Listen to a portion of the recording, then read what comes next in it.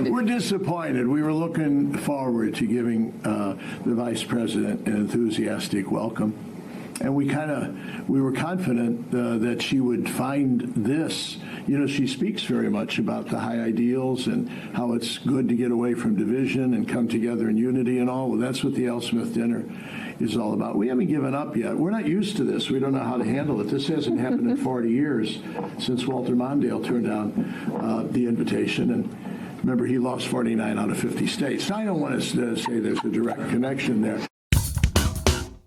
The Al Smith dinner just happened in New York City, and of course, this is an event where the opposing political parties can come together in a show of unity to say, hey, we're not all that different. We can get along if we try really, really hard. It gives the presidential candidates a chance to kind of be self-deprecating, to make fun of each other, and simply have a good time and raise money for a good cause. But guess who was a no-show this year? Kamala Harris. She decided that her schedule was just too busy, too jam-packed full of fundraising opportunities to come to this important dinner that no candidate has missed since Walter Mondale, and we all know how that turned out. So what we're going to see today, of course, is Donald Trump's remarks. He basically just killed it at the event. But before we get to the clips, please like and comment on this video so we can break through the algorithms. Here we go. It's a true pleasure to be with you this evening. Amazing pleasure. And these days, it's really a pleasure anywhere in New York without a subpoena for my appearance. Anytime I don't get a subpoena, I'm very happy. They've gone after me, Mr. Mayor. You're peanuts compared to what they've done to me. And you're going to be okay. But I have to be careful, however, to understand that this will be the first time in the history of this event where jokes will be fact-checked, and they will be. And they will be. It's been a long tradition for both Democrat and Republican candidates for President of the United States to attend this dinner. It's a rule. You got to go to the dinner. You got to do it, otherwise bad things are going to happen to you from up there. You can't do what I just saw on that screen, but my opponent feels like she does not have to be here, which is deeply disrespectful to the event and in particular to our great Catholic community. Very disrespectful. I understand the real reason that she's not here is she's hunting with her running mate, spending a lot of time hunting. In any event, it's a weird. You know the word weird. They call me weird. They call JD weird. We're very solid people. This guy is calling us weird, but this was weird that the Democrat candidate is not here and with us tonight. I want to also congratulate somebody's going to make us all healthy. RFK Jr., we love you. I don't see him. He's campaigning all over the place. He's campaigning. You're all over. Hello, you both. Nice to see you both. You're doing a good job. He's a great guy, too. He really is. He's going to make us a healthier place. We're going to let him go wild for a little while. Then I'm going to have to maybe rein him back. Because he's got some pretty wild ideas, but most of them are really good, I think. He's a good man. And he believes the environment, the healthy people. He wants healthy people. He wants healthy food. And he's going to do it. He's going to have a big chance to do it because we do need that. A great New York tradition has been born 79 years ago. It was born 79 years ago. And there are some people that were here for almost that length. I know many of them, and it's not a pretty picture. It's not a pretty picture. The two candidates for president are supposed to exchange good-natured barbs, and you know we get along very well. I didn't like Biden very much, and now I like him quite a bit. You know, and now I say that she's much worse than him. He was a much better candidate than her, actually. And when we hopefully win, dispose of her, I like her a lot, but right now I can't stand her. It's true. I can't stand her. I've never liked people that I was competing against. When you do, a lot of bad things happen. And we are doing well. By the way, the votes are starting to come in. You got to get out and vote. And Catholics, you got to vote for me. Just remember. You better remember I'm here. And she's not. I could have done that too. But you do something that's incredible. The Catholic Church, you're helping the poor, educating children, and supporting the vulnerable. But if you really wanted Vice President Harris to accept your invitation, I guess you should have told her the funds We're going to bail out the looters and rioters in Minneapolis, and she would have been here, guaranteed. She would have been here. Guaranteed. She would have been okay. She would have been okay with that. But I know this isn't my normal crowd tonight, because it just isn't. It's not my normal crowd. Believe me, my normal crowd is younger, has a lot more energy. But you have certain advantages too, like cash, lots of cash. But many of you are Manhattan liberals from the media and the Democrat Party. I always say the Democrat, you know, Chuck doesn't like that. He likes Democratic, and it sounds much more beautiful, the Democratic Party. I always say the Democrat Party because it sounds worse. It is true. He likes Democratic. Why don't they just change the name? This way, you know, it is Democrat. But I must say I was shocked when I heard that Kamala was skipping the Al Smith dinner. I'd really hoped that she would come, because we can't get enough of hearing her beautiful laugh. She laughs like crazy. We would recognize it any place in this room, and all polls are indicating I'm leading big with the Catholic vote, as I should be, as I should be. But I don't think Kamala has given up yet. She hasn't. Instead of attending tonight, she's in Michigan receiving communion from Gretchen Whitmer.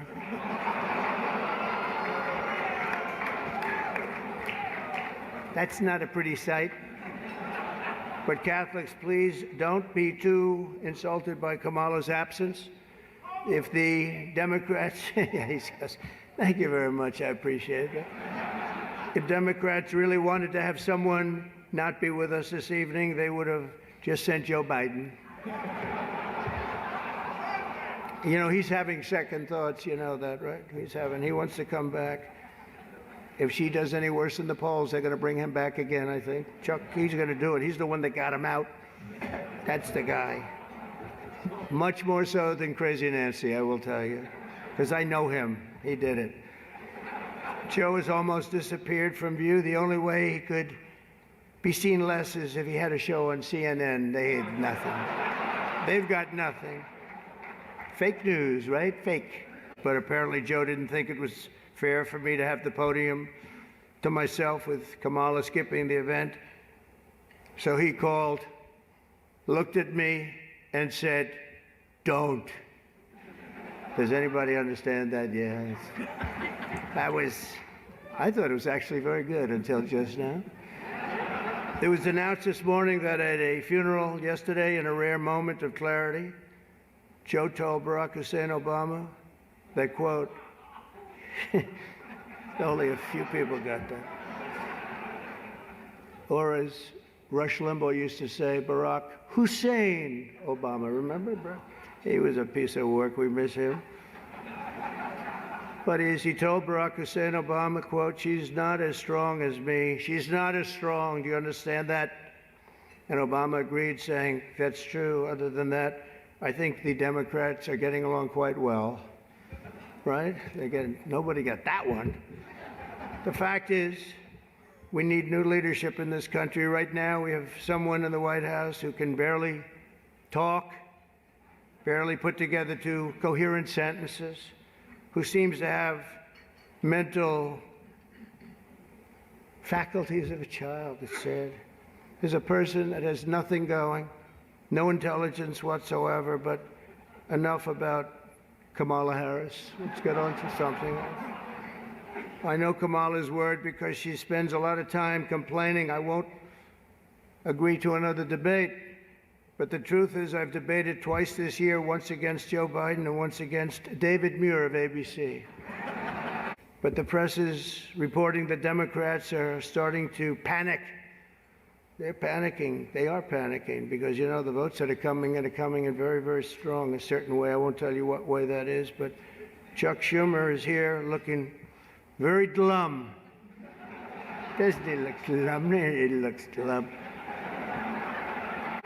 But look on the bright side, Chuck, considering how woke your party has become. If Kamala loses, you still have a chance to become the first woman president.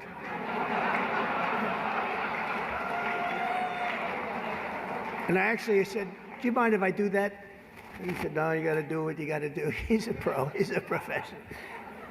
No, he's a good man, actually. I hate to say it.